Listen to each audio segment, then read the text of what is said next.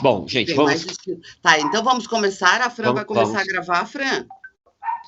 Fran, aguardamos o seu ok. Isso. Eu não sei como é que funciona aqui. Tá, pessoal, boa tarde a todos. Então, eu vou dar início oficialmente, antes de chamar o nosso palestrante.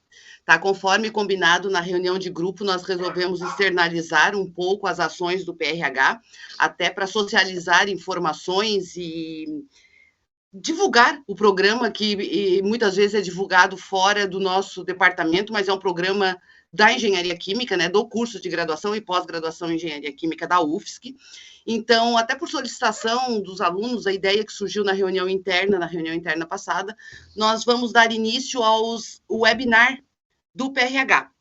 E nada mais justo, né, do que nós iniciarmos os nossos webinars, com o coordenador do programa. Né?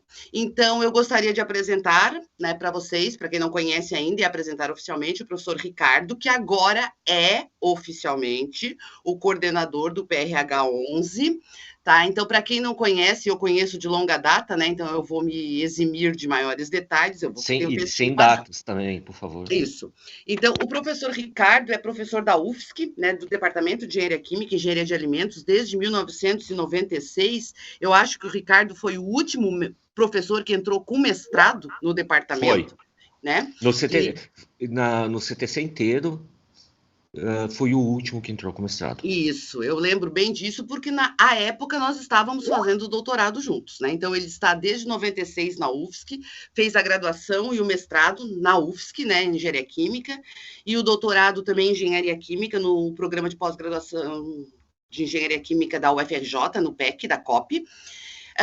Além disso, né, e não foi à toa que o professor Ricardo tornou-se aí o atual coordenador do PRH, porque ele atua em programas do PRH, da ANP há mais de 20 anos, né, alguns programas coordenados por outros departamentos do CTC, mas com a participação direta do professor Ricardo e também de outros professores que compõem o nosso quadro docente do PRH 11.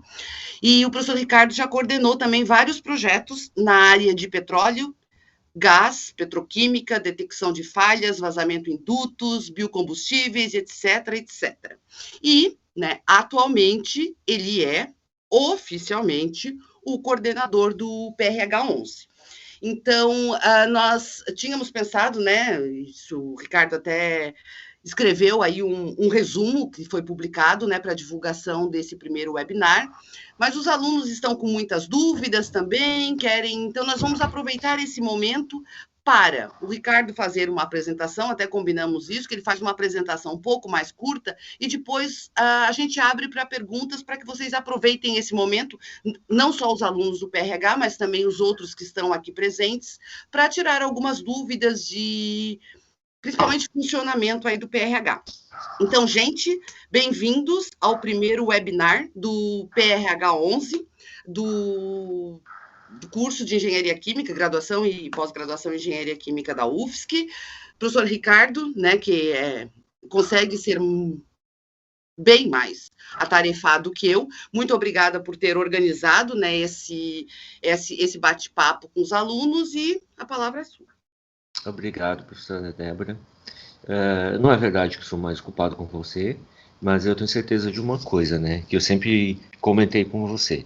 Se quiser que alguém faça algo, peça para quem está ocupado, que vai sair. Por quê? Porque a pessoa que está ocupada não tem tempo a perder. Então ela vai fazer logo aquele negócio, vai fazer bem feito, para não ter que fazer duas vezes. Né? Então, por isso você é uma pessoa ocupada.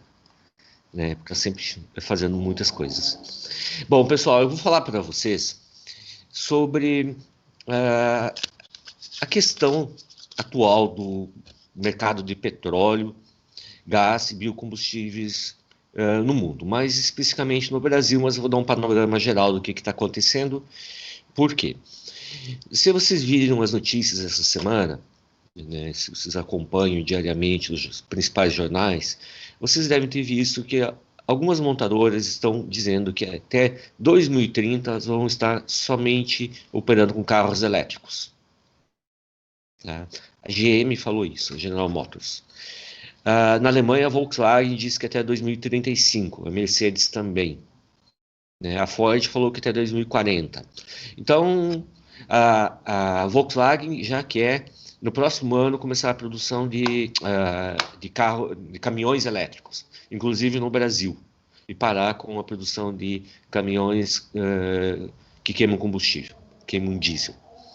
Então, o que vai acontecer com o petróleo? Os caras estão migrando todos para eletricidade, então o que acontece com o petróleo? Que fim que vai levar isso? Alguns anos atrás se falava que as reservas de petróleo elas durariam apenas até 2030. Hoje não, hoje sabe-se que as reservas de petróleo são muito maiores do que se estimava 20 anos atrás e elas não vão terminar em 2030, elas vão muito adiante ainda. Só que o petróleo, ele tem uma tarjeta de ser um insumo não renovável. Na verdade, não é que o petróleo seja renovável. É renovável. No momento que nós estamos falando aqui sobre petróleo, lá nos cafundós do interior da Terra, a pressão sobre a matéria orgânica está formando petróleo. Só que numa taxa muito mais lenta do que a gente consome. Então, não é que não é renovável, é que a taxa de consumo é muito maior do que a taxa de produção. Então, o que as indústrias de petróleo estão querendo? Bom, se a taxa de produção é muito maior, a taxa de consumo é muito maior que a taxa de produção, significa que no momento nós não vamos conseguir ter petróleo para suprir, né, toda a cadeia petroquímica e de combustível. Então, principalmente na questão do combustível, é burrice você queimar uma coisa que você não pode repor. Mesma história do plástico. Por isso, a reciclagem de plástico hoje é tão grande, porque as indústrias caíram na realidade que o petróleo não deveria ser queimado como combustível. Ele deveria ser usado para muitas coisas, menos como combustível. Porque você vai ali no posto e você compra gasolina a 5, 6 reais o litro, com um insumo que ele vai se acabar daqui a pouco. Então ele deveria estar sendo produzido, está sendo usado para outras coisas. Eu participei de alguns estudos estratégicos junto ao MCTI, Petrobras, ANP e tudo mais, e em que as petrolíferas estão justamente buscando isso, e financiando pesquisas para desenvolver outras aplicações para o petróleo, que não seja combustível. Como, por exemplo, diamantoides, né? Tem a Federal do Espírito Santo, tá? Um projeto bem grande com a Petrobras para a produção de diamantoides e outros insumos para fármacos, para outras coisas. Veja, assim, por exemplo, fibra de carbono. Fibra de carbono é uma coisa que o Brasil não tinha tecnologia para produzir até pouco tempo. A Petrobras financiou um projeto grande para se desenvolver fibra de carbono no Brasil com o petróleo extra pesado. E foi desenvolvido. Só que nunca foi conseguido comparar com o padrão do mercado internacional. Por quê? Porque o Brasil não consegue importar fibra de carbono pura.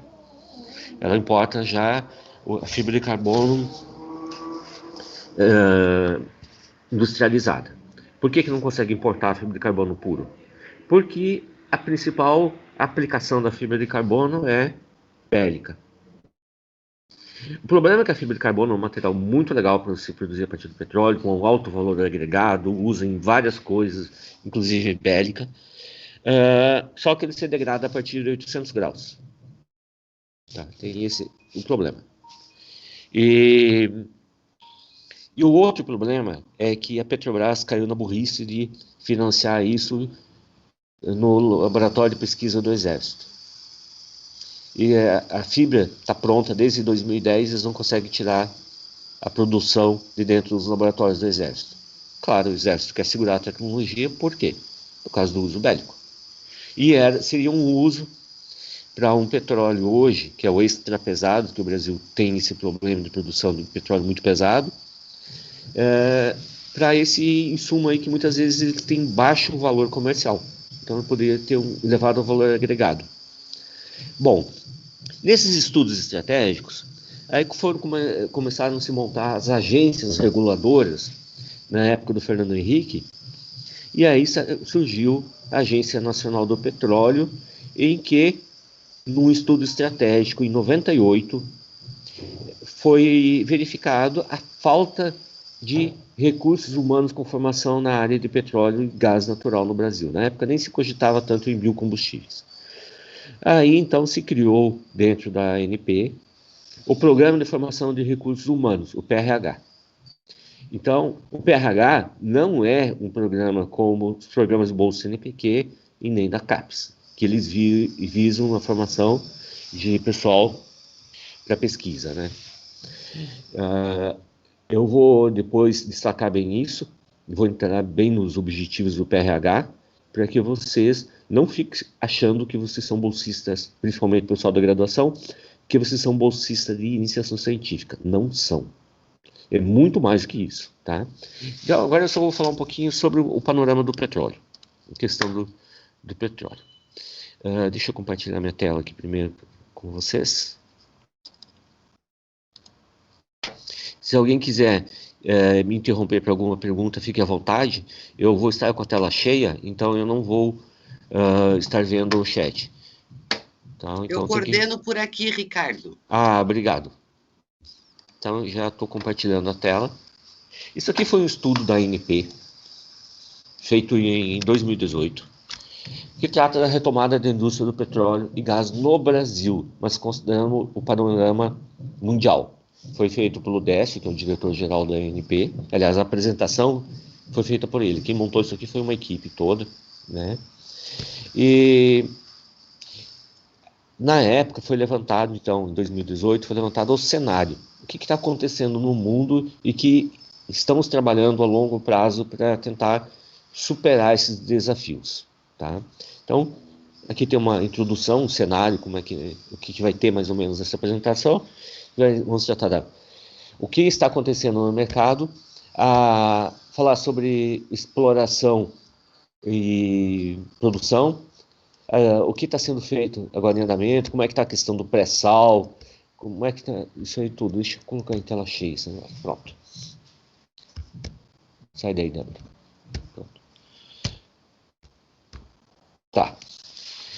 O que aconteceu? O Brasil começou a explorar petróleo com uma estatal, a Petrobras, que foi erguida lá em 1950 e bolinha, como uma estatal com todas as reservas de mercado possíveis, e só a Petrobras podia explorar petróleo no Brasil, e ninguém mais. Então o mercado se abriu. O mercado se abriu e nós temos hoje outras empresas que também exploram petróleo no Brasil. Inclusive, outras empresas que vêm buscar a gente para fazer projetos. Nós temos aqui, a fonte dessas informações vem da onde? Da British Petroleum, né, que é a petroleira inglesa. Então, eles estão instalados no Brasil também. Como também nós temos agora uma chamada de projetos para Petrogal, que é o quê? É a petrolífera de Portugal, a Galp, né, que tem parte dela da Petrobras. Então, como é que está? O que vai acontecer agora? A competição nos mercados globais de energia. Ok.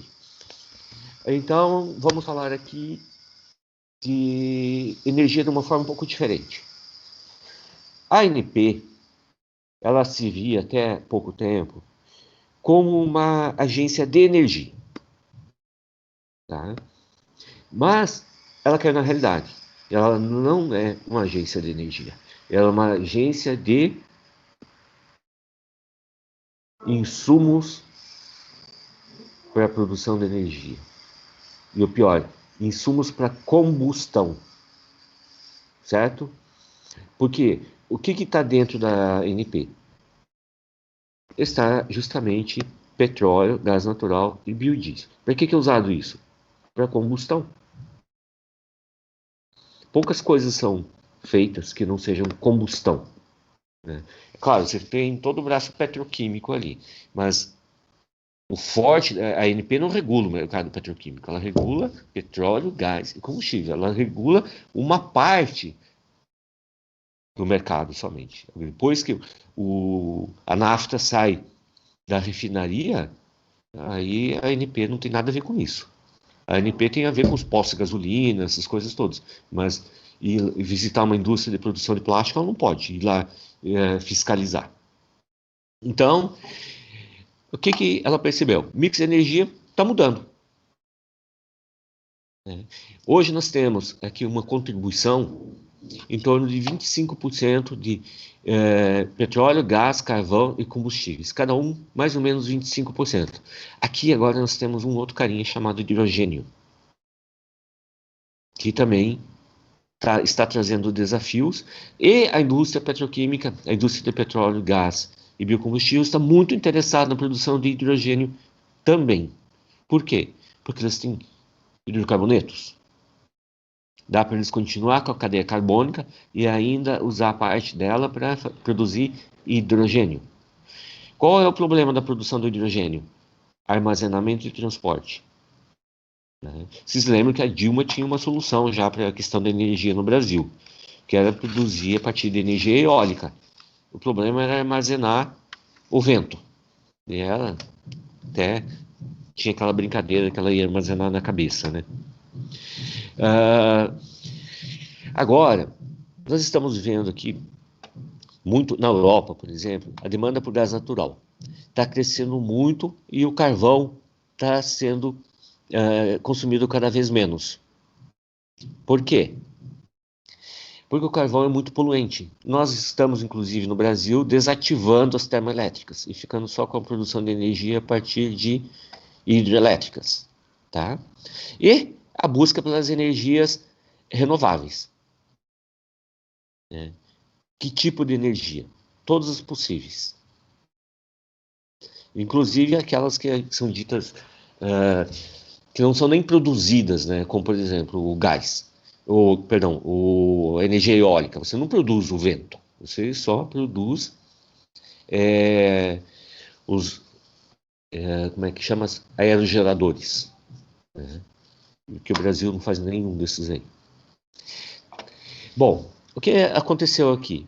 Esse crescimento do mercado fazendo com que esse pico de energia, de consumo de petróleo, ele vai ser atingido em 2040, a previsão, porém, acredita-se que isso aqui vai mudar nos próximos anos, vai acabar indo lá para 2080, por aí, pelo menos.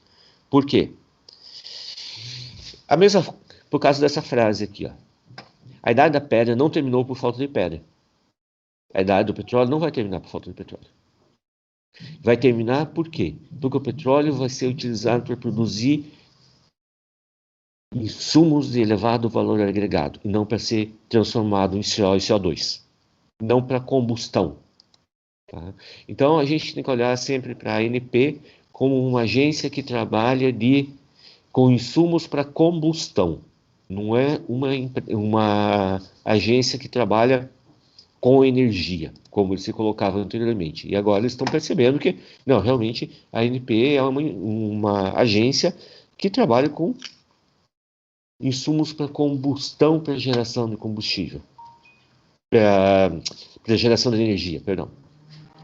Bom, como é que era o cenário? Isso aqui são os valores mais atuais que eu tenho, de 2017 e 2018. A ANP abre anualmente essas informações, elas são de livre acesso, quando o MCTI está funcionando, tá? Como o MCTI está com um probleminha essa semana, então nem todos os dados estão disponíveis. Então, mas isso aqui são as últimas informações que eu tenho. Para vocês terem uma ideia, como é que está a situação no Brasil? Nós temos 454 campos de petróleo no Brasil. Tem 323 blocos exploratórios, onde estão divididos esses 454 campos e 105 empresas, ou grupo de empresas, atuando na exploração e produção de petróleo, gás natural e biocombustíveis no Brasil. Vocês tinham ideia desse número de empresas? A gente fala em petróleo, gás, lembra Petrobras. Gente, Petrobras é só uma. Hoje não, olha aqui, ó. 105 grupos de empresas. E essas empresas têm um problema seríssimo. Que é o quê? Buscar gente com formação na área de petróleo, gás natural e biocombustíveis. Não tem gente no mercado. Não tem gente disponível. Eu atuo lá no PRH da automação.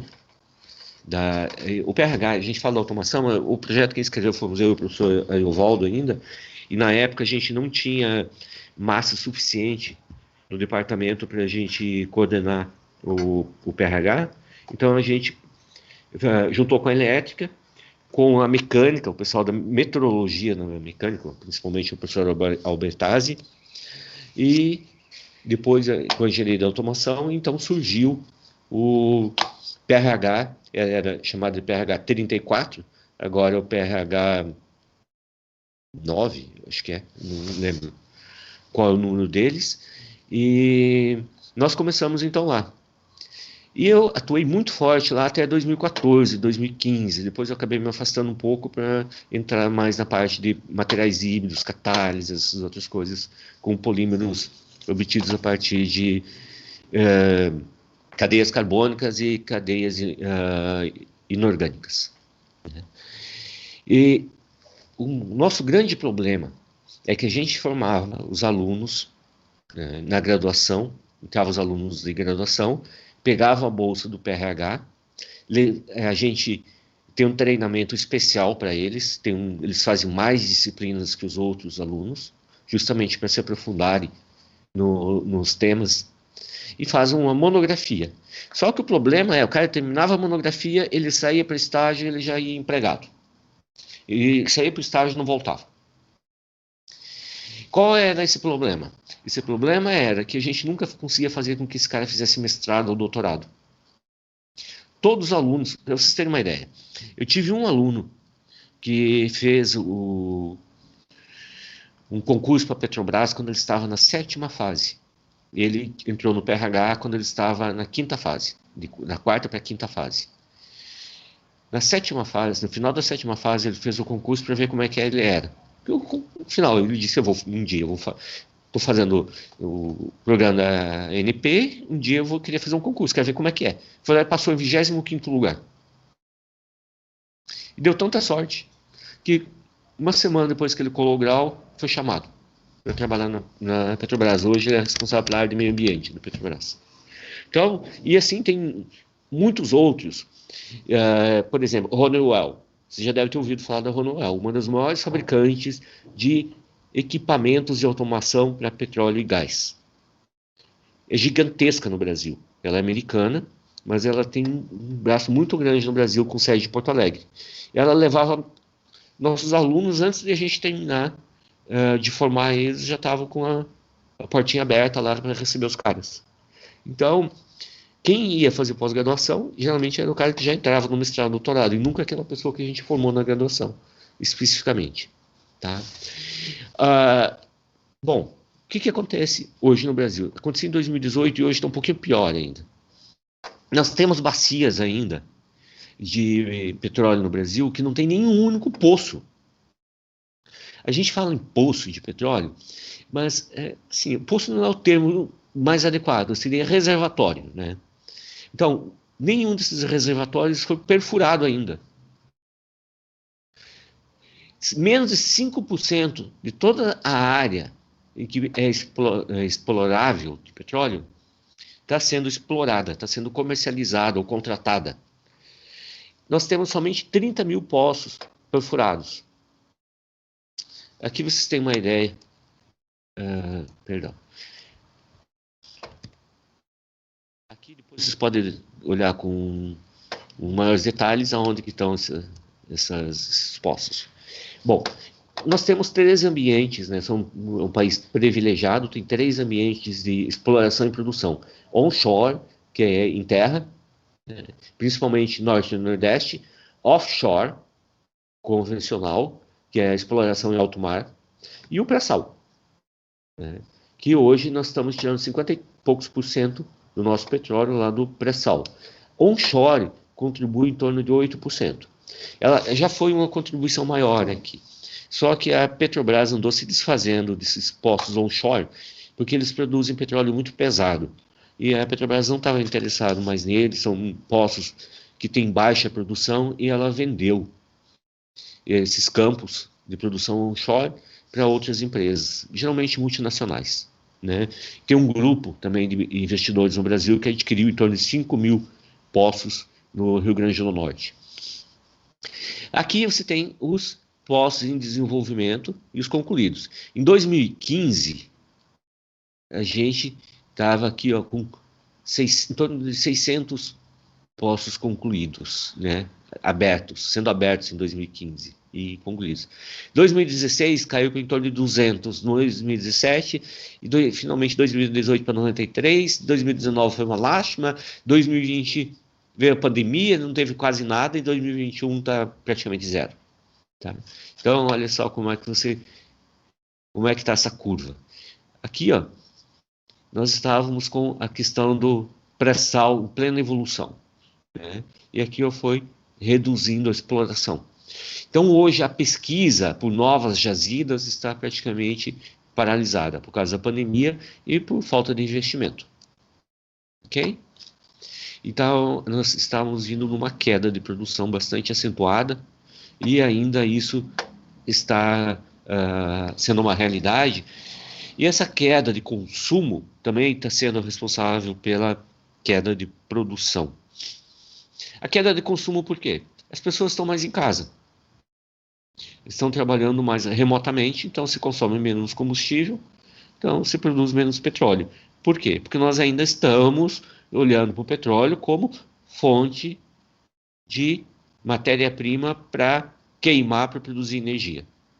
Tá? E não como uma fonte de hidrocarbonetos para produzir produtos de alto valor agregado. Tá? Então, em 2018, a ANP então resolveu tomar algumas medidas para começar a dar uma alavancada no setor. Olha só, para vocês terem uma ideia. Foi perdido nos últimos anos, né, de 2007 até 2018, 520 bilhões de carga fiscal. Foram deixados de fazer 600 bilhões de investimentos diretos. E 30 plataformas deixaram de ser instaladas. Se vocês tiverem o privilégio de ir até o porto de Itajaí, num bairro que chama Cordeiros, vocês vão ter o privilégio de ver uma plataforma de exploração de petróleo offshore que está estacionada no terreno baldio. Como assim? Tem uma plataforma novinha lá que está há alguns anos num terreno baldio jogado lá no porto. Por que isso? Falta investimento. Essa plataforma tem que ser levada para alto mar, isso custa caro. E ela está lá apodrecendo no sol e na chuva. Eu sei que ela está lá desde 2017, que foi a primeira vez que eu fui lá, e ela já estava lá. E alguns dias atrás eu fui novamente, ela continua lá. Tá? Em 2016, o Brasil parou de ser o único operador da Petrobras, ser a única operadora do pré-sal. Ela abriu as rodadas de negociações e entrou com novas políticas de exploração do petróleo. E aí começou a regulamentar melhor o setor e começou a abrir cada vez mais o mercado. Então, o que nós temos aqui são o que chama essas rodadas, são os rounds, né? São as rodadas de negociação do quê?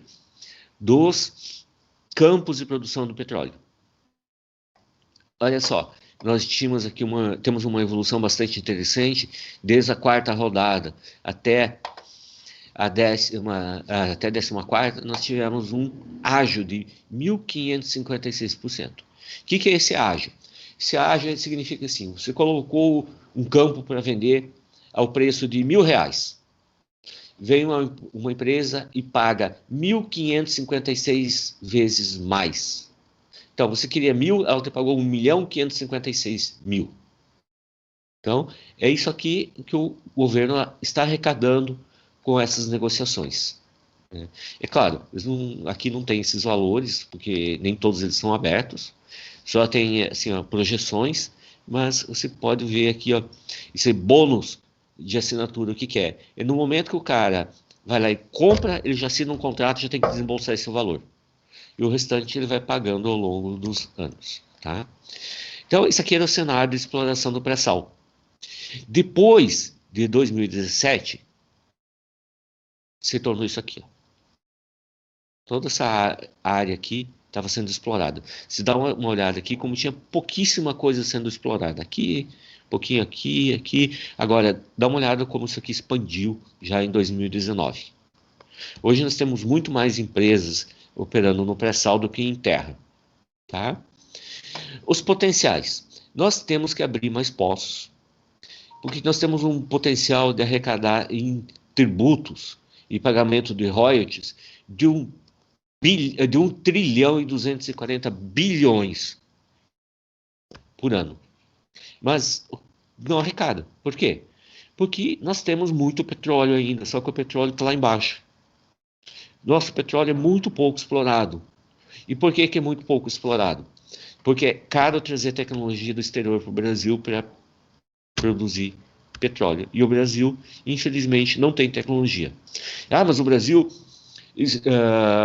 descobriu o pré-sal? Não, mentira.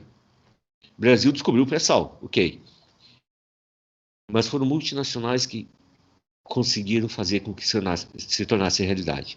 O pré-sal foi descoberto na década de 70 pelos militares, mas não tinha tecnologia para explorar. No início dos anos 2000, aliás, no final dos anos 90 ainda, o Brasil começou a explorar, investir massivamente em contratação de tecnologia para explorar o pré-sal. E essa tecnologia vem toda do exterior. Por exemplo, a sonda de perfuração de um poço. A sonda de perfuração do poço, ela não é nem vendida, o Brasil não compra. O Brasil paga aluguel pela sonda. Por quê? Porque são pouquíssimas empresas no mundo que produzem a sonda e ela dura, às vezes, 2, 3 dias, dependendo da dureza do solo que está sendo perfurado. Então, ela é alugada por hora e é caro, é muito caro. Então, para vocês terem uma ideia aqui, ó, desde a exploração de um poço, da abertura de um poço, demora 8 anos para você tirar a primeira gota de óleo dele. Aí você achou óleo, furou, achou óleo, vai demorar 8 anos para você tornar esse poço produtivo, quando está em mar. E em terra, a média é de 6 anos. Então, ainda nós temos um desenvolvimento aqui muito grande, por falta de mão de obra e por dependência tecnológica. E essa dependência tecnológica, ela é uma maldição que nós vamos carregar ainda por um século para frente, e é uma maldição que a gente carrega lá dos anos 80, de uma lei que chamava Lei de Proteção Informática, que proibia o Brasil de importar processadores, computadores, escambau. Tinha que ser tudo nacional. O mercado era tudo fechado. Você precisava de um computador, o que você fazia? A única maneira de você comprar um computador que prestasse era ir até o Paraguai, comprar em peças, trazia peça por peça de lá e montava aqui. Computador pirata. Porque se você fosse numa loja comprar um computador, era inviável. Era tão caro que era impossível você comprar. Então, se fazia isso. Só que essas indústrias elas não podiam ir no Paraguai comprar os computadores, elas tinham que importar. Importar, só que importar significava pagar às vezes 10 vezes mais que valia o computador. E a indústria de petróleo, petroquímica, gás natural, não funciona sem computadores. É o primeiro insumo que ela precisa. Se ela não tiver processadores para montar os sistemas de controle dela, ela não vai para frente, não se explora. Então aqui nós nos atrasamos tecnologicamente e fomos vencidos pelos outros mercados, que são maduros na exploração de petróleos. Então, aqui nós temos as frações reservatórios, né? A fração recuperada, que é o que é isso? O que é essa fração recuperada, né, nos reservatórios? Significa o seguinte: um poço que você perfura na bacia de Campos, você consegue recuperar 14% do petróleo que tem dentro dele. E o restante? O restante ficou lá embaixo. É muito caro para você tirar. Né? A média no Brasil é de 21%. ok? Se estima que a bacia de Campos, em algum determinado momento, ela vai conseguir chegar nas plataformas onshore a 23%, enquanto no mercado mundial a média de recuperação é de 35%. Então, vocês podem ver, graças a pouca tecnologia que a gente tem, a grande dependência, a gente acaba não explorando tudo que a gente tem de capacidade. Tá? Então, aqui nós temos os diversos tipos de plataformas, né? A do pré-sal, a offshore convencional e a onshore. Tá? São aqui, ó, para o pré-sal. São empresas gigantescas que às vezes elas se juntam aos próprios concorrentes para abrir um poço ou para explorar um determinado campo. Aqui, na offshore, é mais exploração por empresas grandes, empresas mais antigas, que tem muita experiência com campos maduros. Campos maduros são aqueles campos em que você tem o petróleo, mas o petróleo é pesado. Você tem que pegar e investir muito para tirar o petróleo que está lá no fundo do poço. E a onshore, aqui são pequenas e médias empresas. São pequenas empresas porque o custo de instalação de um cavalo de pau, isso aqui é uma bomba, né? A gente chama de cavalo de pau porque ela parece mesmo um cavalo de pau. E a instalação dessa bomba aqui e todas as coisas que tem aqui para baixo, aqui para baixo tem uma parafernália toda de instrumentação, equipamento de informática, bombas, um monte de coisa que não aparece em cima, né? E tem o tal da árvore de Natal ali, que depois vocês vão ver também. Aqui são alguns projetos que a ANP está financiando, ainda não estão todos prontos. Por exemplo, o Parque Tecnológico da UFRJ é um investimento da ANP, ele não está totalmente pronto, mas já tem bastante coisa construída lá, aonde as multinacionais que atuam na área de petróleo e gás se instalaram suas sedes. Lá ficam os escritórios somente. Você vai chegar lá, você vai encontrar um monte de burocratas, você não vai encontrar algo como o centro de pesquisa da Petrobras, o CEMPES, né? São só os escritórios das empresas. A rede de litotecas, né, que são as rochas. Por que isso aqui é importante? É importante porque os geólogos, eles desempenham um papel importantíssimo na exploração do petróleo. Por quê? Porque eles se especializam na análise de rochas, e analisando rochas, você tem os indicativos, dependendo da composição da rocha, se há probabilidade ou não de ter petróleo naquela região. Então, dentro da Petrobras, grande parte dos funcionários que trabalham lá na questão da exploração são geólogos. Aí depois vem os engenheiros, né? Aqui está com o nosso potencial de operação e nós estamos travados. Está faltando dinheiro para a aplicação. Necessitaria, 2 anos atrás, 18 bilhões de dólares de investimento. Para a gente, assim, ó, só produzir nos campos maduros. Tá? E o restante? Cara, a gente nem conhece ainda todo o petróleo que a gente tem. A gente não conhece todo o pré-sal. Tem muita coisa dentro do pré-sal para ser explorado. Então, quanto de petróleo o Brasil tem potencialmente de reserva? Não se sabe. Estima-se alguma coisa pelo que já está aberto em termos de poços. Dentro do problema da abertura de poços, você abre o poço e depois você tem uma questão muito importante. A refinaria não vai se instalar no poço. Você tem vários poços de petróleo instalados, você não pode pôr uma refinaria em cada poço desses. O que você faz então? Você transporta o petróleo até uma refinaria.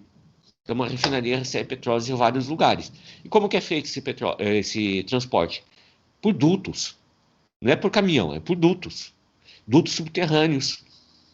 E, por exemplo, por baixo da cidade de São Paulo tem um duto que ele tem quase 100 quilômetros de comprimento, passa pelo meio de São Paulo. E está lá embaixo, e se um dia ele estourar, como é que a gente vai fazer manutenção nisso? Aí é outra história. Fecha-se o duto e constrói-se outro. Tá? É isso geralmente que se faz no mundo todo. O duto estourou, fecha o duto, deixa ele lá, quietinho, e constrói outro duto, porque é mais barato você construir outro duto do que você ir lá e tentar consertar ele.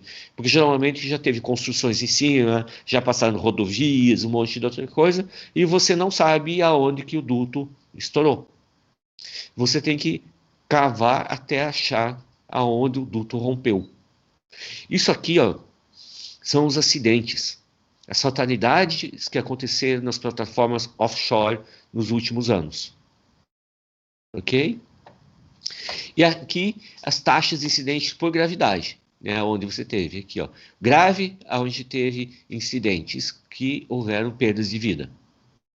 Como aquele incidente que teve no México, né? Moderado, aonde você teve apenas perdas patrimoniais, mas de porte, e o leve, onde você teve pequenas perdas patrimoniais e não teve perdas de vidas. Tá? Aqui, o que está previsto para acontecer nos próximos anos? Isso aqui não aconteceu ainda a rodada 17 a 18, está atrasada. E aqui, quando isso abrir, deve se instalar pelo menos mais umas 200 empresas de exploração de petróleo e fabricantes de equipamento no Brasil. E o que esses caras precisam? Precisam de mão de obra. E quem que é a mão de obra? A mão de obra são os engenheiros e os geólogos, principalmente. Os químicos. Então, por isso, nós temos os programas de formação de recursos humanos. Aqui eu vou passar isso aqui direto, porque são informações mais de mercado, para vocês depois dar uma olhada, porque isso aqui eu vou disponibilizar depois para vocês olharem com mais detalhes. Como é que está a previsão do investimento? Aqui você tem uma ideia do investimento em bilhões de dólares que serão realizados nos próximos anos. Tá? O problema é que no Brasil, esse investimento todo, até pouco tempo, estava só em cima da Petrobras. E a Petrobras não dava conta de explorar todo o petróleo que a gente tem no Brasil. Então, quando quebrou o monopólio e as outras empresas começaram a se instalar, aí a gente começou a crescer na produção. Mas ainda tem muita coisa a ser feita. Por exemplo, exploração. Então, era isso que eu queria mostrar para vocês na questão do petróleo, né? E agora nós vamos falar então da questão da formação de recursos humanos. Vamos explicar para vocês, então, que programa é esse que vocês estão?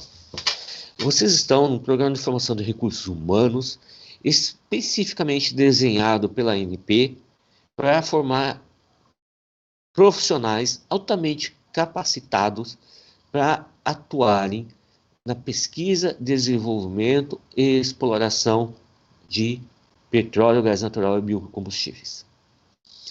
Visando o quê? Produção, claro, de combustível para queimar, de insumos para você queimar para gerar energia, e também para você gerar produtos de elevado valor agregado.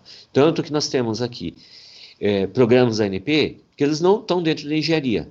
Tem programas que estão na química, programas de formação de recursos humanos, nós temos na mecânica, nós temos na física, na geologia, então temos oceanografia e em vários outros, até em biologia. Tá? Por quê? Porque quando você vai mexer com petróleo, seja em terra ou seja em alto mar, você está mexendo com o meio ambiente. Então você envolve toda uma questão aí de segurança que você tem que ter, você envolve a questão da exploração, que antes de você começar a furar um poço, você tem que ter a bênção do geólogo, né? E o cara tem que ser especializado nisso para poder analisar o solo para ver se aquilo ali tem possibilidade de petróleo ou não. Estima-se de que cada 100 poços abertos, apenas um possui petróleo, e os outros, água. Então, a cada 100, 1%, ou seja, 1% só, você vai encontrar petróleo. E os outros, o que é feito? Os outros são cimentados, são fechados e lacrados, e a empresa vai embora. E o dinheiro que ela gastou ali? Foi investimento. Investimento, você investe, você pode ganhar, você pode perder. Ah, mas e eu abri o poço, por que não deixa o poço para a comunidade, já que ele tem água? Porque tem uma lei no Brasil que diz o seguinte: se você entregar algo para uma comunidade, ou se você pegar e doar alguma coisa para o mendigo, né, o mendigo está com fome, você vai lá e dá um sanduíche pro cara, e o cara passa mal. Quem que vai responder na justiça pela saúde do cara? Você. Você vai ter que pagar o tratamento de saúde dele. É a mesma coisa com o poço. Achou água? Ok. Então entrega o poço para a comunidade. Se alguém ficar doente com a água daquele poço, a empresa petrolífera que doou o poço, ela vai responder judicialmente e criminalmente por todos os danos que ela causava. Que é aquela água causada na comunidade. Então você veja o problema. No Nordeste tem muita água no subsolo. E toda vez que a Petrobras abre um poço, ela encontra água. 99% das vezes. Ou outra companhia qualquer. E os poços são fechados por causa dessa lei. Então, não falta água lá, também como não falta petróleo. Só que o investimento para você explorar petróleo, hoje, ele é pago em dólar. Só que o petróleo no Brasil é vendido em real. E aí nós temos uma questão que a Petrobras, ela chegou a valer 10% do valor do mercado dela do que era há 20 anos atrás. Era uma empresa de 600 bilhões de dólares que passou a valer 60 bilhões de dólares no mercado. Quase faliu. E agora que ela está se recuperando novamente, as ações estão subindo e tudo mais. Uma outra coisa importante, como é que eu faço para entrar no Programa de Formação de Recursos Humanos, né, da Agência Nacional do Petróleo? Ele é um programa diferenciado por causa desse apoio que você tem todo, com mais disciplinas, com disciplinas específicas voltadas para a área de petróleo e gás, com professores que vão estar direcionando você justamente para linhas de pesquisa de interesse da agência. E quem pode fazer parte dele? Como é que você entra? Qualquer um. Qualquer aluno do curso de Engenharia Química da UFSC pode fazer parte do Programa de Formação de Recursos Humanos da ANP. Ah, mas aí tem que participar daquele processo seletivo? Não necessariamente. Aquele processo seletivo é para bolsa. Se você quiser uma bolsa da ANP, então você tem que passar por aquele processo seletivo. A bolsa tem um valor maior que uma bolsa de iniciação científica, o valor é de R$600, e além tem um valor de 30% disso ainda em taxa de bancada. Ok? Então, significa o quê? Perdão, não é 30%, é 50% do valor da bolsa taxa de bancada. Então significa que você ganhou R$600 de bolsa e você vai ter R$300 a mais para gastar com a sua pesquisa, com compra de insumos para a sua pesquisa. Quem pode comprar esses insumos não é você, é só seu orientador. Só seu orientador pode pedir para nós comprarmos alguma coisa. E você não vai ter esses R$300 disponíveis, você vai ter só uma parte dele. Porque uma parte dele é usado para a administração do programa, que vai ser, assim que possível, comprar equipamentos para uso nos laboratórios, pagar viagens para vocês, pagar um treinamento, pagar uma ida para um congresso. Então, esse dinheiro é justamente uma parte dele, a gente guarda justamente para promover vocês a participarem de eventos e buscarem cada vez mais formação na área. Então, a bolsa de mestrado também tem um valor maior e de doutorado também. E todas têm suas respectivas taxas de bancada. Né? Ah, mas e o cara que não tem bolsa? O cara que não tem bolsa, obviamente, não tem taxa de bancada. Porque a taxa de bancada é paga em cima do valor da bolsa. O cara está no programa, mas não tem bolsa? Então, a taxa de bancada dele é 50% de nada. 50% de zero. Mas quer dizer o seguinte, então o cara, ele quer entrar no programa. Ele não quer bolsa, ou não tem bolsa, mas ele quer fazer parte do programa. Pode entrar no programa a qualquer momento. E como que você entra no programa? Só cursar as disciplinas, falar com o orientador, é claro, procurar uma pessoa que vai te orientar, cursar as disciplinas obrigatórias, elas não estão ali à toa, você é obrigado a cumprir aquelas disciplinas, fazer uma pesquisa na área de petróleo e gás, ou biocombustíveis, e a engenharia química é muito rica, porque ela tem muitas áreas de pesquisa que interessam.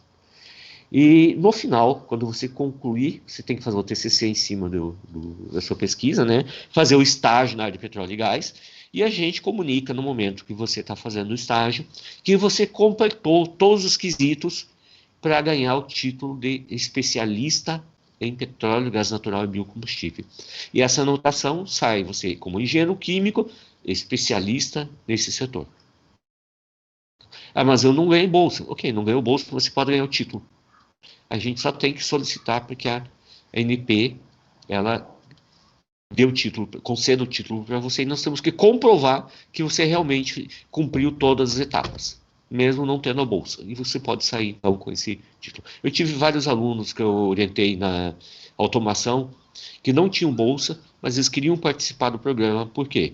O programa abre muitas portas. Não é só a indústria de petróleo que vai vir atrás de vocês. Muitas outras indústrias vão vir atrás. Por quê? Porque ela sabe que essas pessoas que estão dentro desses programas, elas possuem uma formação diferenciada. A gente puxa muito mais. Né? As pessoas têm que estudar mais, têm que fazer mais disciplinas, e a gente é mais exigente também. Por outro lado, essas pessoas, elas ganham mais, já desde a bolsa é maior, no mercado do trabalho também o salário é maior, e ela tem todo um apoio para desenvolver suas atividades em termos de, financeiros que você não teria, por exemplo, uma iniciação científica. Então, nunca confundi um aluno de graduação num programa de formação de recursos humanos da ANP com bolsista de iniciação científica. Os objetivos são totalmente diferentes. Os objetivos, a atuação e tudo mais. Tudo diferente. Tá? Então, não dá para chamar um bolsista do PIBIC de comparar ele com o mesmo bolsista da ANP. Ou um aluno que faz parte do programa da ANP, mesmo sem bolsa. Não, são coisas bem diferentes. Inclusive no mestrado e doutorado. As coisas são muito mais puxadas no mestrado e doutorado do que para quem não faz parte do programa. Bom, agora, então, eu falei demais já e tomei muito tempo, mas eu fico à disposição aí para perguntar o que vocês...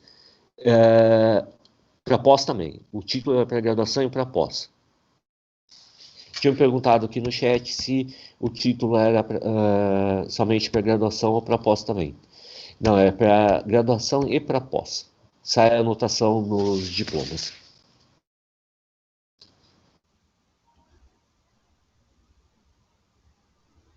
Alguém mais? Pode perguntar, gente. Vai escrever no chat e é mais rápido falar. Ricardo, deixa eu agradecer. Foi muito bom. Eu adorei, aprendi um monte de coisa na primeira etapa. Né? Eu não sabia Oi, que o Hugo. também. Seja bem-vindo. O Seja Hugo tem uma bem-vindo. dúvida. O Hugo foi o nosso primeiro coordenador. Foi o cara que começou tudo e nós tiramos o sangue dele. Porque ele pegou uma carga assim, bem complicada no início de uma pandemia. Jogaram o projeto no colo dele, né? Dizendo, tu vai ser o coordenador. E o Hugo falou, o que eu faço com isso agora no meio da pandemia, sem gente para me ajudar, sem nada. Então ele teve que ralar sozinho, aí 1 ano e pouco, nisso. Ainda ele tinha um pesquisador visitante que infelizmente veio a falecer ainda durante a gestão dele. E ele passou por uns perengues aí bastante grandes e por causa de um outro problema também. Antigamente a ANP ela passava diretamente o recurso para as fundações. Hoje a ANP passa o recurso para a FINEP e a FINEP operacionaliza financeiramente a repassagem desses recursos para as fundações. E dependendo do tipo de despesa que a gente quer fazer, tem que pedir autorização para a FINEP. E a FINEP tem uma agilidade que é impressionante, cara. Eles levam em torno de 100 dias para te responder um e-mail. Quando respondem, né? Boa, importante isso. Isso que você ressaltou é muito importante. E quando respondem. Então, desculpa de eu chegar agora, cara, mas eu tive que fazer algumas coisas aí e acabei não conseguindo. Não, tá ótimo, Hugo. Você participa aqui com a gente. Agora eu passei tudo para o Ricardo. Agora... E eu ainda continuo incomodando o Hugo, né? Porque... Não, mas tranquilo, isso aí faz parte. Eu já sabia que isso aí ia dar... A transição é assim mesmo, né? A transição ia ser longa, né? Por isso que não podia ser feito em cima da hora as coisas, né? A gente está há meses tentando fazer essa transição.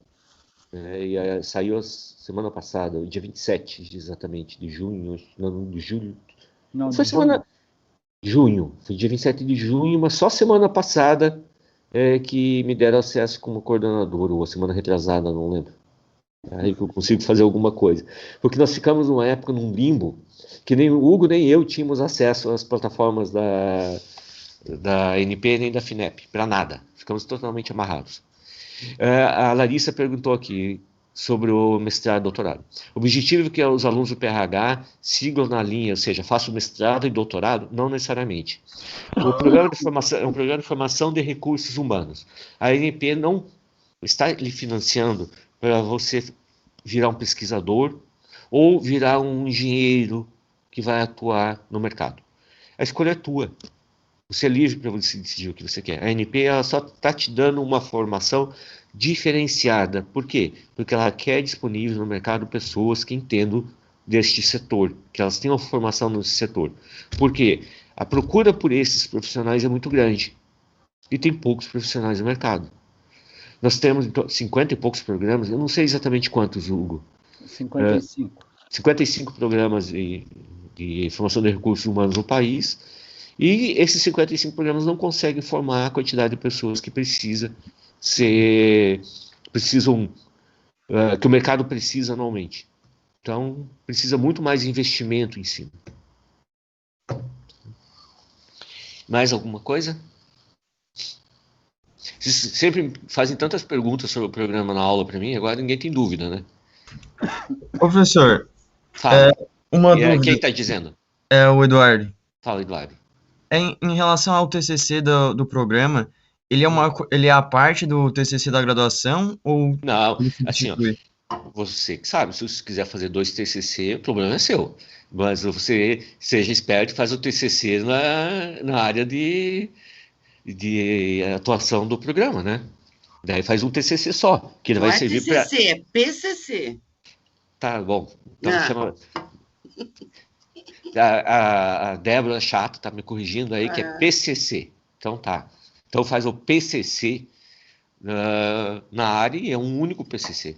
Que vai te servir para você se formar, como vai servir para você comprovar que você cumpriu os quesitos lá para a Agência Nacional do Petróleo. Agora, se você quiser fazer 2 em 2 áreas diferentes, aí se você conseguir arrumar tempo para fazer isso, pode fazer, não tem problema nenhum. Ninguém vai te proibir de fazer isso. Nem a ANP está dizendo que você deve obrigatoriamente trabalhar com petróleo e gás. Você se formou, se você não quiser ir trabalhar na área de petróleo e gás, não tem problema. Você vai trabalhar no que você quiser. A ANP não manda em você. Ela está financiando você para ter uma formação diferenciada. Se você não quiser atuar na área, o problema é teu. Caso as matérias não sejam disponibilizadas até a data da nossa formatura, como fica a situação? Todas as matérias... desculpa. Larissa, todas as matérias vão estar disponibilizadas até a formatura de vocês. Não vai ter problema nenhum. Próximo semestre vão ser completadas todas as disciplinas que estão faltando. Algumas que vocês estão fazendo hoje, que vão ser validadas, essas disciplinas já estão sendo criadas lá na graduação e na pós, para que vocês tenham exatamente a disciplina com o nome que consta hoje no projeto. E não precisa fazer validação. O TCC pode ser feito com o grupo igualmente ou da graduação, aí cada um tem o seu TCC. Tá? É individual. Vocês podem até fazer em grupo, cada um faz uma parte, né? Mas cada um tem que ter o seu trabalho individual para entregar. Não podemos entregar um único documento lá feito por 8 pessoas. Não. Pode até as 8 pessoas fazerem um único projeto, mas cada um vai ter que entregar a sua parte, individualizado. Outra coisa que eu estava falando sobre taxa de bancada. O cara entrou no programa, quer dizer que ele tem, então, já disponível a taxa de bancada? Não. A taxa de bancada, ele tem disponível a partir do momento que ele recebe a bolsa. Então, o cara recebeu 1 mês de bolsa. Ele tem 1/12. Não, é 1 dividido por 24. Porque são 24 meses de bolsa pela graduação, então 1/24 vezes o valor da bolsa, vezes a porcentagem. Então, você tem o valor da taxa de bancada correspondente aos meses que você recebeu o bolsa. Eu saí, estou há 3 meses no programa. Eu quero comprar precisamos comprar um insumo lá que custa 5 mil reais. Você não tem 5 mil reais, meu amigo. Você só tem o equivalente à taxa de bancada das 3 bolsas que você recebeu. E aí você tem que conversar com o teu orientador para ver se ele tem taxa de bancada de outros alunos também, que ele possa juntar e comprar as coisas que são necessárias para a sua pesquisa. O cara ficou 6 meses no programa e depois ele saiu. Nesses 6 meses, ele recebeu a taxa de bancada também. Ele pode ter, o orientador dele pode ter gasto esse recurso com o que ele bem entender, preferencialmente que seja com o seu trabalho, né? E preferencialmente seja com consumo, material de consumo e serviços. Evitar a compra de equipamentos, softwares e livros, sempre que possível. Se for indispensável, aí nós compramos, mas aí você, meu amigo, senta e espera. Porque nós precisamos de uma autorização da FINEP para poder fazer a compra. E se eles responderem no e-mail, vai demorar 100 dias, pelo menos, se responderem. Tá? Porque é uma burocracia muito grande para você conseguir fazer compra de material permanente. E softwares, equipamentos e livros são materiais permanentes. Qual o tempo máximo que pode ficar no programa? Você pode ficar até 30 meses. Você tem 30 meses para você completar o programa. Os 24 meses da bolsa, mais 6 meses. Durante esse período de 24 meses, você pode até eventualmente se afastar por 6 meses e ficar suspender a bolsa por 6 meses. Eu quero fazer um estágio no exterior, eu vou ficar 6 meses no exterior. Ok, a gente suspende tua bolsa por 6 meses e quando você voltar, a gente volta a pagar a tua bolsa. Até completar 30 meses. Completou 30 meses, fechou, você fecha todas as suas atividades do programa e você tem que estar com tudo pronto. Tá? E você pode ver assim, a ANP ela exige que você já tenha completado o ciclo básico. O que ela reconhece como ciclo básico? A ANP pega o nosso currículo, o currículo de qualquer universidade, qualquer curso de engenharia, e os 4 primeiros semestres de disciplinas é o ciclo básico. A gente pode entender pelo o que a gente bem quiser como ciclo básico. Mas a ANP olha lá no nosso currículo, tem 4 semestres aqui, nesses 4 semestres tem 20 disciplinas, essas 20 disciplinas que estão listadas aqui nesses 4 semestres, elas têm que estar já cursadas para você poder ganhar uma bolsa. Senão, nós não podemos implementar a bolsa. Mas você fez o processo seletivo e passou. Ok, passou. Você pode ir lá fazer o processo seletivo, qualquer um pode fazer. Só que na hora de implementar a bolsa, aí a gente vai verificar se você já fez todas as disciplinas. Não, está devendo uma ainda. Mas eu estou cursando ela. Não interessa, não podemos implementar a bolsa para você. Não é má vontade nossa, é que a ANP não permite. Ela não vai lhe pagar. Eu posso até colocar você no sistema de bolsas da ANP, mas ela não vai te pagar. Tá? Você só pode ser bolsista depois que você pode até entrar antes e começar a cursar as disciplinas, se você quiser.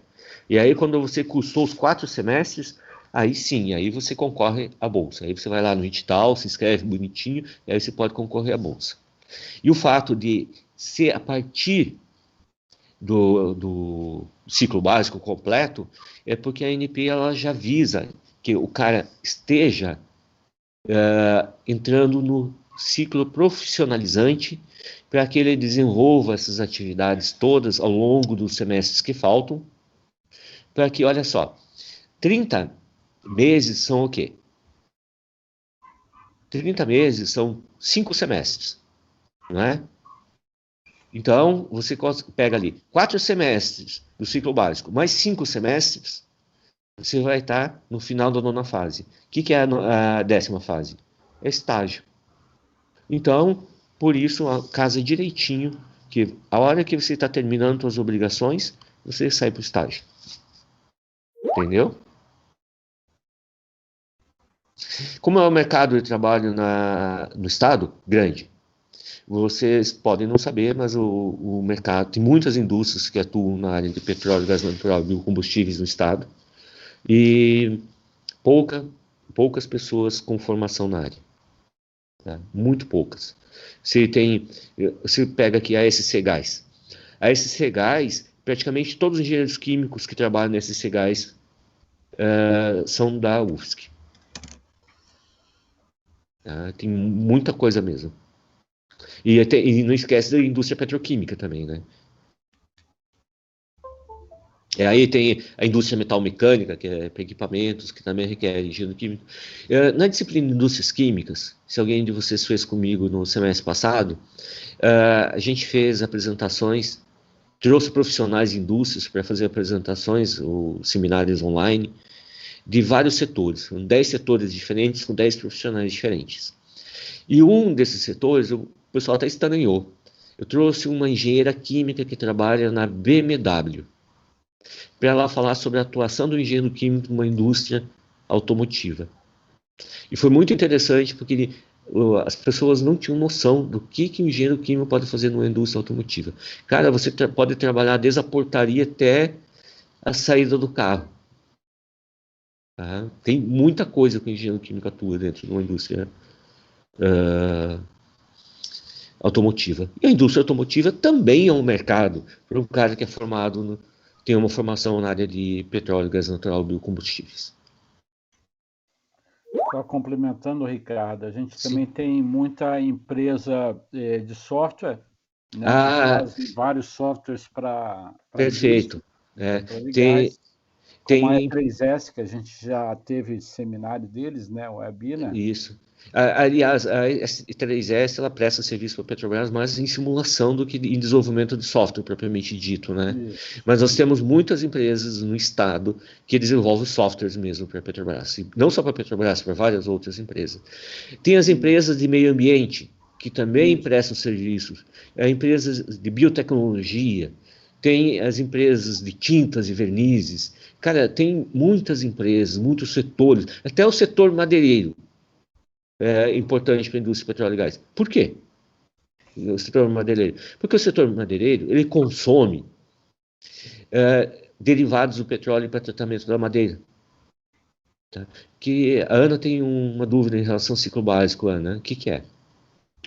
É que, assim, eu sou de transferência, eu vim de transferência de engenharia aeroespacial, então eu completei todas as do ciclo básico de engenharia, sabe? Mas em questão de engenharia química, eu ainda tô cursando matérias do 4º semestre, tipo, química orgânica experimental, fundamentos da química analítica, coisas assim. Então, e eu consegui vaga numa bolsa. Isso significa que eu não consigo fazer ou tá tudo certo? Ana, não. Assim, você tem que concluir o ciclo básico da engenharia química. Porque o programa é de formação de recursos humanos em petróleo, gás natural e biocombustíveis e engenharia química. Tá? Então você vai ter que terminar de cursar as disciplinas que você não cursou ainda, que fazem parte do currículo básico da engenharia química, só a partir desse momento que você pode ter a bolsa. É como aquele exemplo que eu dei antes. Você pode se inscrever, pode passar, mas a hora que a gente for implementar a bolsa, não é por uma vantagem nossa, mas a ANP vai dizer assim, ó, ela não pode receber a bolsa porque consta aqui que ela não fez todas as disciplinas do ciclo básico da engenharia química. E aí a gente fica, assim, ó, bons alunos, é o caso que nós temos hoje. Nós temos bolsas sobrando, nós temos bons alunos que querem entrar no programa com bolsa, mas não conseguem receber a bolsa porque estão devendo uma ou duas disciplinas lá do ciclo básico. Né? E eu mesmo tive um aluno muito bom, que ele era meu bolsista de iniciação científica, ele queria participar do programa, e ele não podia porque ele estava devendo disciplina do ciclo básico. Então, está esperando lá cumprir a disciplina do ciclo básico para se inscrever e conseguir uma bolsa. Eu respondi, né? Sim. É só ir para conseguir... Ana, não desista, tá? Não desista, entra no eu programa. Já fiz isso agora. Entra no programa, começa a fazer disciplinas. Assim que você terminar as disciplinas, você vai ter a bolsa. Então, é que semestre que vem eu já tô na 5ª fase, sabe? Então É só- o semestre que vem tá aí, falta pouquinho. Uhum. Já vai encostando em algum professor aí, já vai definindo o que você vai fazer. Deixa eu até intervir, Ricardo. O caso da Ana, ele merece ser visto com calma, porque a Ana está cursando essas disciplinas. E a gente tem que ver o prazo certinho de implementar essas bolsas de C. Até Porque pode setembro. ser que setembro? Até setembro. O semestre vai estar acabando, né? Ela já Então, vai ter cumprido isso. no momento da implementação. Então, no teu caso, Ana, não vai ter problema, porque Isso. você pode até... Quando que acaba o semestre? Dia 4 de outubro começa o outro, então acho que é meados de setembro, né? Não me lembro exatamente. Então, o que tem que fazer, Ana? No início de setembro, tem que pedir para que já se... você tem que tentar terminar as disciplinas já no início do mês de setembro para a gente implementar a bolsa para você. Né? Se começa dia 4 de outubro, então no início de setembro termina o semestre. Eu acho que é antes do feriado dia 7 até que termina. Ana, depois a gente conversa no privado para ver a tua situação direitinho, mas eu acho que vai ser possível em função dos prazos. Ai, tomara. Ou manda teu histórico escolar Isso. pro e-mail do PRH, o PRH Isso. 11 .enc@contato.ufsc.br e a gente dá uma analisada no teu caso. Tá bom, obrigada. Isso Ela não serve pros completou o outros. ciclo lá, porque inclusive ela é minha aluna de introdução à engenharia química. Ela é Entendi. a caloura veterana, falsa caloura. Falsa caloura. Uhum. Mas não vai ser uma falsa engenheira, né? Pelo amor de Deus, não, né?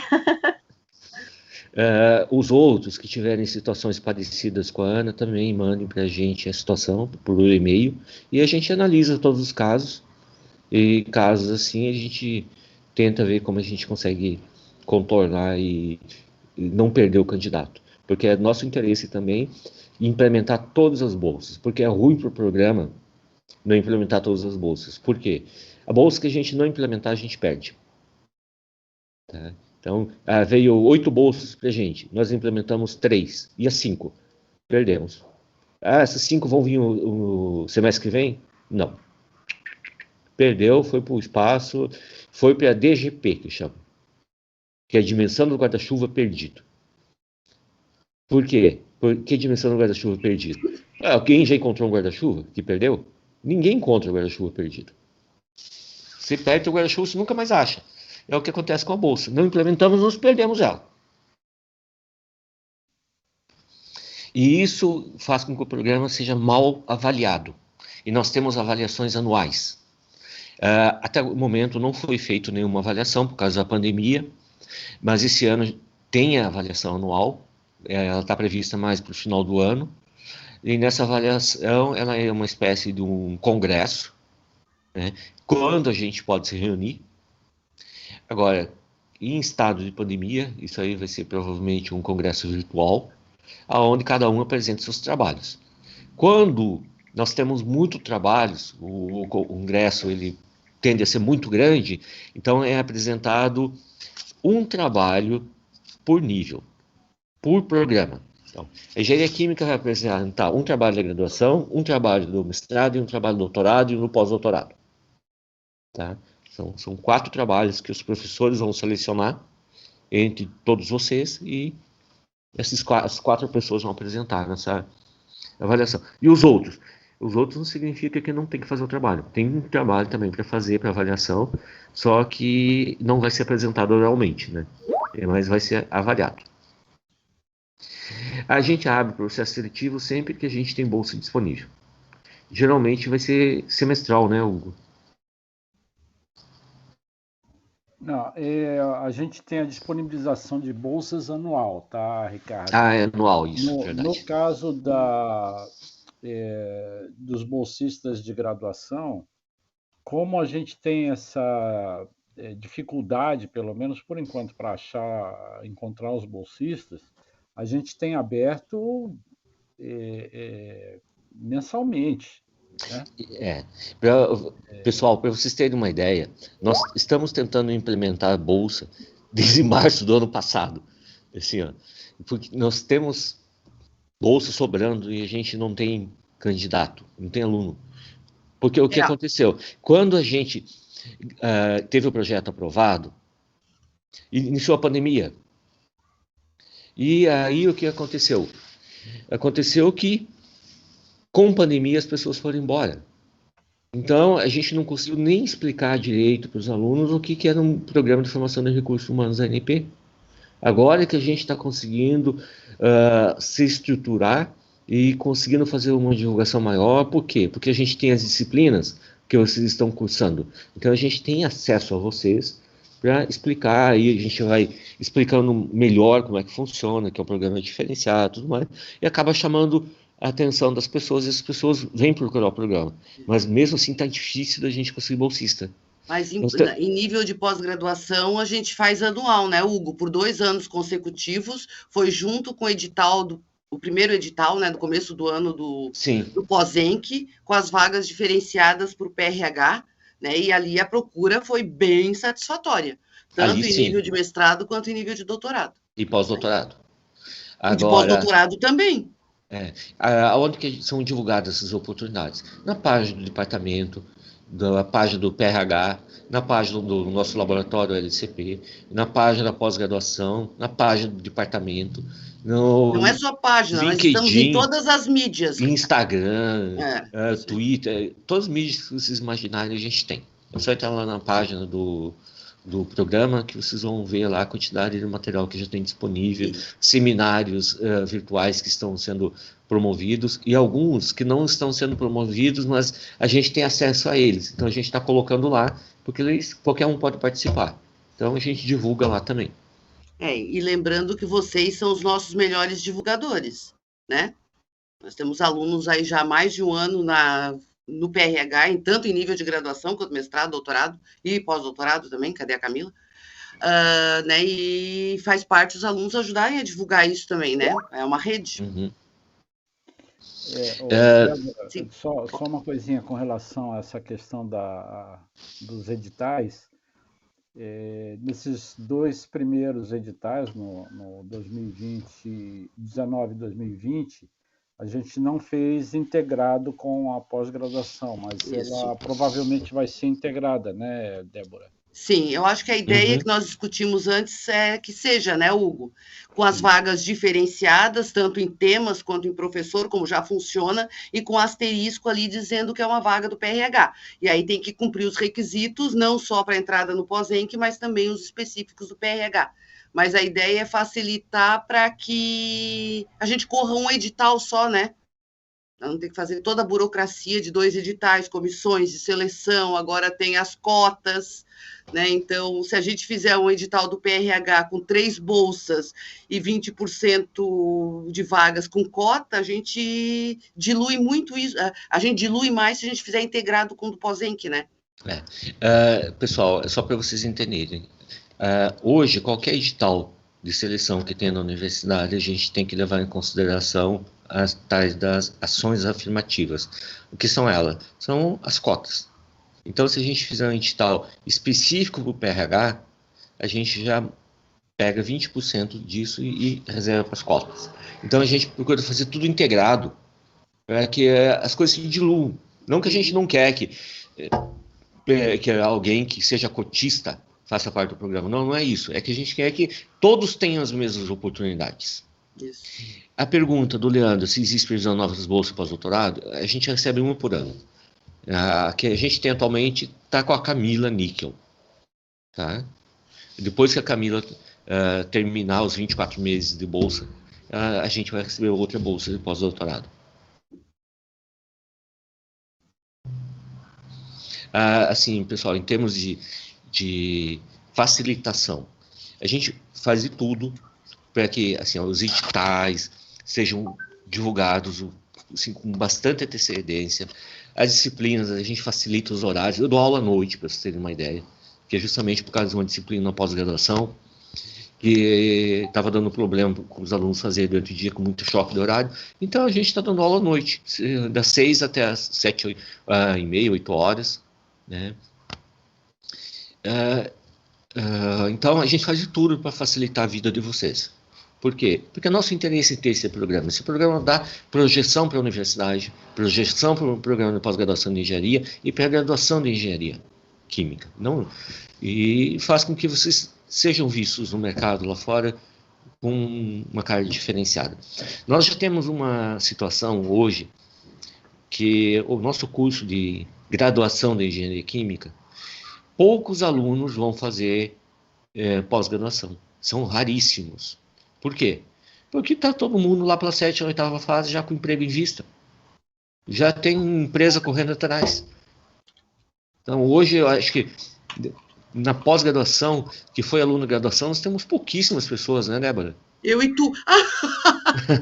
Não, Ricardo, nós fizemos, até apresentamos no colegiado ano passado, a estatística é horrorosa, né, horrorosa, né, sob o ponto de vista da pós-graduação. Por 2, 3 anos consecutivos, o nosso número de ex-alunos da graduação, ingressantes na pós, foi 0. Até por isso que nós fizemos o programa de integração, graduação, pós-graduação, né, que está funcionando muito bem e que nós estamos com vários alunos hoje de graduação cursando a pós-graduação já como disciplinas isoladas para ganhar tempo. Ele tem vários. Né? Eu tenho o Eric, ele, por exemplo, é um cara que está fazendo a disciplina de pós-graduação comigo. Está fazendo controle, um controle diferenciado, voltado para petróleo e gás. Está fazendo comigo depois das 6 horas da tarde. Então, isso é uma outra vantagem do PRH, né, para quem pensa em integrar com a graduação, porque várias disciplinas do PRH em nível de graduação obrigatórias, elas são da pós-graduação. Então, o aluno cumpre o requisito no PRH e, uma vez selecionado na pós-graduação, ele pede validação dessas disciplinas, né? Então, é uma vantagem muito grande em termos de tempo aí em cursar as disciplinas. Então, você consegue, se você quiser fazer uma pós-graduação, você termina a graduação já com várias disciplinas da pós completadas. Aí você pode, no mestrado, você pode até, eventualmente, cumprir o mestrado no tempo mínimo. Qual é o tempo mínimo? Bom, tempo mínimo de formação numa pós-graduação é sempre a metade do tempo regulamentar. Tempo regulamentar no mestrado são 24 meses, então 12 meses, 1 ano é o tempo mínimo. Então, só depois de 2 meses você pode defender.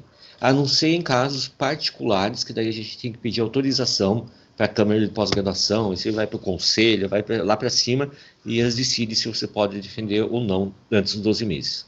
Mas a resolução 0 não sei o quê, da pós-graduação está em discussão, e uma das propostas é flexibilizar o tempo mínimo, tanto de mestrado quanto de doutorado.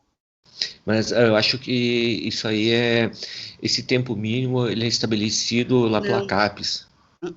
Não? Não, é da UFSC. Porque eu lembro que na FRJ eu já tinha isso, quando eu fui para lá. Mas já caiu. Tá. Gente, eu fui uma pessoa que começou a fazer as disciplinas quando estava na graduação. Tá? Então, quando eu terminei a graduação, eu já tinha feito 4 disciplinas. Estava quase tudo pronto. Não, os alunos de iniciação científica do PRH vão ter que ter feito, eles não são alunos de iniciação científica, 4 disciplinas da pós. Débora, eles não são alunos de iniciação científica. Os alunos bolsistas em nível de graduação do PRH vão ter que ter feito obrigatoriamente 4 disciplinas da pós-graduação já, né? De um total de 6. Total de 6, cara, já sai com mais de 50% de disciplinas. Das disciplinas cumpridas. Fazer um belo PCC já é um caminho para uma dissertação ou um belo estágio, né? A dissertação, a parte experimental, pode ser feita dentro de uma empresa, né? Não precisa ser feita dentro da universidade. Então, são várias possibilidades. Gente, e aí, assim, como eu estava dizendo no início para vocês, a gente está fazendo de tudo para ajudar vocês terem acesso a essas bolsas, terem essa formação diferenciada, né? E até dando aula em horários assim completamente loucos. Porque nós temos interesse em ver também o programa, a universidade, vocês atuando no mercado de trabalho, e a gente também quer incentivar que os que tenham interesse em fazer pós-graduação já adiantem isso, né? Por quê? Porque a gente tem esse problema hoje no nosso programa de pós-graduação. A gente não está conseguindo captar alunos do nosso próprio curso. Por quê? Porque os alunos do nosso próprio curso já saem empregados. Às vezes o cara nem começou o estágio, já está com. Eu tive uma aluna de 8ª fase que uma empresa chegou e falou para ela: nós queremos contratar você como trainee. Ela falou: mas eu não estou formada ainda. Né? Porque ela deu uma palestra pela empresa Júnior. Não, E lá. Hã? aquela incomodou. Aquela incomodou. Incomodou. Mas se for. Se formou, e Obrigada. ela simplesmente foi contratada como trainee ganhando 6 pau por mês. E aí você. Aqui em Floripa. Aqui em Floripa ainda. E a empresa não é daqui. Ela trabalha remotamente. Uhum. Em Floripa não, lá em Palhoça. Né? Ah, então. é a grande Floripa. Eu mesmo tive que dar aula aos sábados para ela, Ah. aos domingos. Então, por quê? Porque a gente queria ver ela formada, porque eu não queria que ela perdesse a oportunidade também. Então, foi muito legal. E é uma garota que ela está com uma carreira internacional já. Ah. Já responsável por muitas coisas no exterior, inclusive.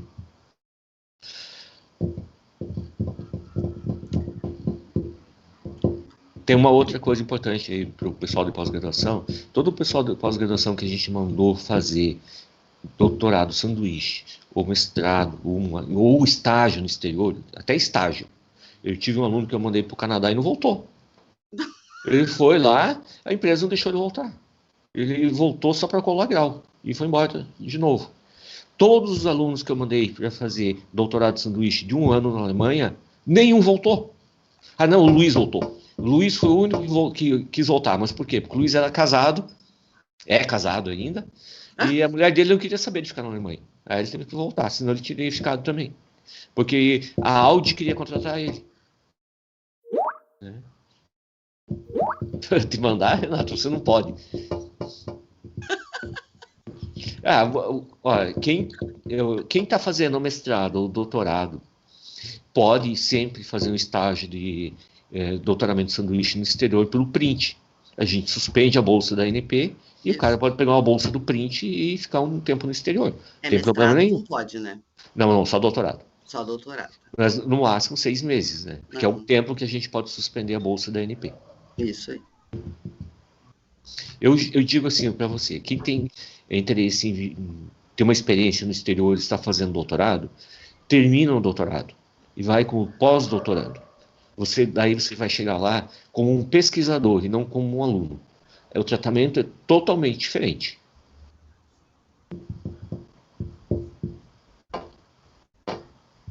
Há controvérsia. Essa é a tua opinião. Galera, mais uma pergunta. Diferente. Eu estou sentada no mesmo lugar desde as 2h da tarde, em função da reunião do CTC. Então, eu estou meio cansada. Alguém tem mais alguma pergunta, alguma dúvida? Professor, ficou uma dúvida, na verdade. Fala, querido. Então, eu me inscrevi no edital, e daí, quando falaram ali da questão do ciclo básico, eu fiquei com dúvida, porque eu agora estou na 6ª fase, só que eu deixei de fazer, tipo, uma matéria da 4ª fase. Isso influenciaria alguma coisa?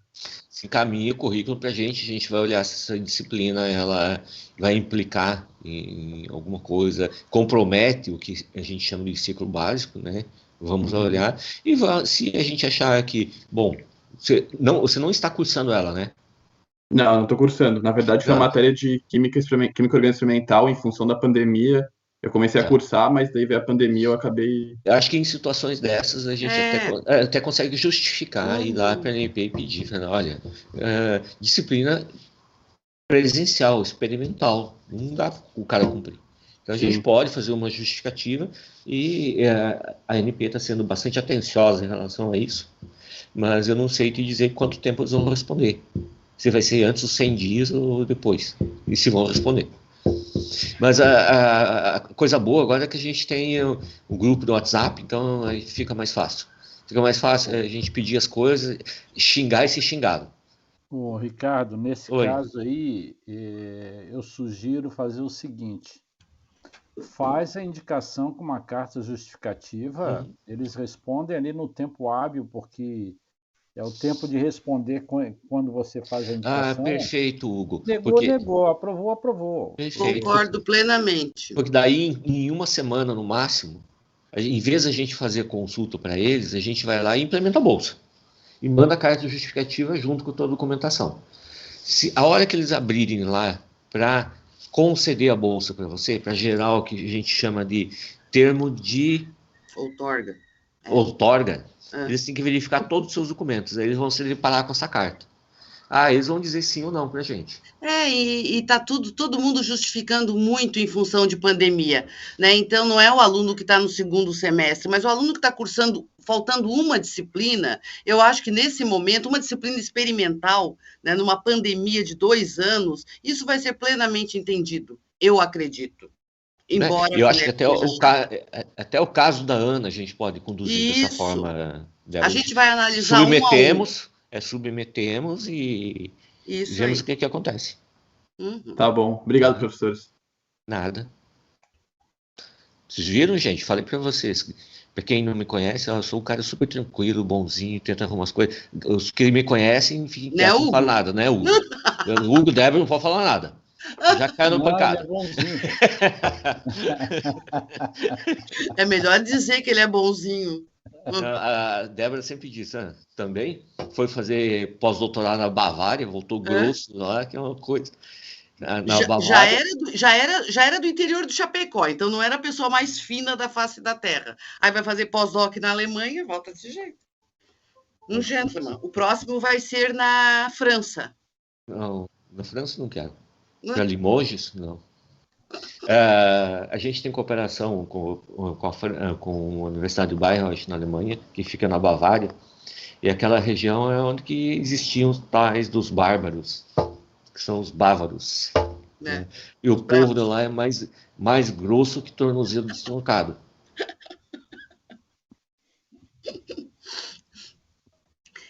Crianças, mais alguém? Eu preciso levantar daqui enquanto eu consigo.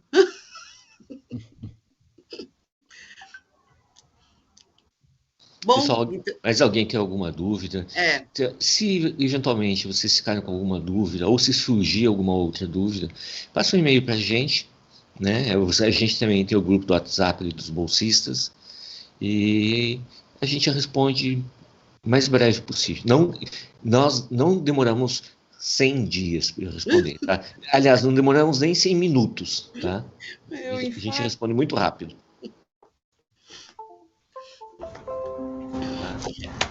Então, gente, a gente nos colocamos à disposição de vocês para que vocês precisarem.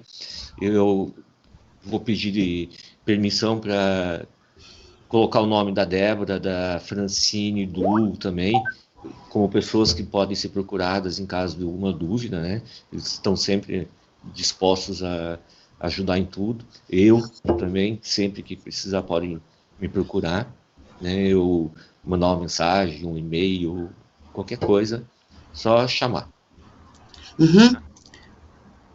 Bom, eu gostaria de agradecer o Ricardo e o Hugo. Vou passar a palavra, Hugo, para ti. Tu finaliza o evento. E lembrar vocês que logo teremos a segunda edição do webinar, certo? E aí aguardem, né, que nós vamos definir o próximo palestrante. Então, aí a gente vai trazer alguém da indústria. Né? Agradecer especialmente o Ricardo, a Francine, que está aí, que não pode nem ligar a câmera nem o microfone, porque está editando o evento. Então, muito obrigada. Obrigada a todos pela presença. Eu gostaria de encerrar com o Hugo, que é o maior culpado de nós estarmos aqui, né? De uma forma ou outra, Que foi o cara que segurou as pontas na pandemia e conseguiu manter o programa em pé, senão a gente não estava aqui, não. Exatamente. Na realidade, assim, tudo é um aprendizado, né, gente? Esse programa já existe há quanto tempo, Ricardo, que a mecânica tem? Eu acho que são mais de 10 anos, né? Não. A gente começou junto com a automação, em 2001, 20 anos. 20 anos. A ANP começou a formatar esse programa em 98, e ela abriu o primeiro edital no ano de 2000. E nós entramos, então, na UFSC, foram implantados 2 programas inicialmente. O da engenharia química, da elétrica, da automação, com a metrologia, que foi um programa, e outro programa foi o da mecânica. Então, teve 2 programas inicialmente na UFSC. Hoje nós temos 3. E nós conseguimos, né, fazer um programa inteiro dentro da engenharia química, né? Então, que os outros programas eles são multi-programas, vamos dizer assim, pós-graduação e De departamentais até. Multidepartamental, isso. multidepartamental. O da automação continua sendo multidepartamental, ele continua tendo a participação da engenharia química, da engenharia de controle de automação, da engenharia elétrica, da engenharia eletrônica e da engenharia mecânica. E a gente ter conseguido fazer isso tudo dentro de um único departamento foi muito importante. Eu acho que foi um grande acerto a gente fazer isso, porque a gente consegue concentrar os esforços, né, para a formação de profissionais. Você vê que elas estão bem mais focados, né? E com isso também a gente entrou no programa e estamos aprendendo ainda, né, a lidar Sim. com tudo isso. Então, até agradeço aí os alunos, né, que às vezes a gente tem que correr atrás para poder fechar alguma questão que ficou em aberto, né, mas é porque faz parte do assentamento do programa como um todo, né, para deixar ele rodando melhor. E aí tem uma outra coisa, Hugo, que aconteceu. A ANP mudou muito a formatação do programa. De 2018 para cá, mudou completamente. O fato dela passar a administração dos recursos financeiros para a FINEP foi o caos. Né? Até a ANP perdeu o controle das coisas. E aí, o pessoal da FINEP não respondia a gente, foi uma confusão dos infernos. Né? E não foi só conosco. Então a gente ficava com dúvidas, como fazer, como proceder. Aí às vezes eu dizia, mas pô, lá na automação a gente faz assim, assim, assado. Opa, mudou, não é mais assim. Então, complicado. Foram muitas dificuldades, né? Algumas inerentes aí à FINEP, à ANP e ao nosso aprendizado, né? Então, eu acho que a tendência aí, a gente está já começando a acertar o relógio do funcionamento do programa, né? Uma coisa que a gente comentou também, Hugo, eventualmente a gente fazer disciplinas que sejam integradas aos 3 programas. Por exemplo, uma disciplina meteorologia, ela poderia ser onde você vai lá estudar erros, calibrações, essas coisas todas, ela é de interesse da engenharia química, da automação, da elétrica, da mecânica. Então a gente poderia ter, eventualmente, disciplinas que são de interesse de todos os programas. E aí agora vocês estão em boas mãos aí com o Ricardo na coordenação. E, bom, Obrigado. Sorte para todos nós, né? Sorte para todos nós mesmo. É isso aí, Débora. Finalizei. Gostei de ficar atrás do muro. Eu estou atrás do muro, gente. Esse murinho... Eu estou vendo você. Atrás do muro, né, não? Não, estou vendo a tua tela.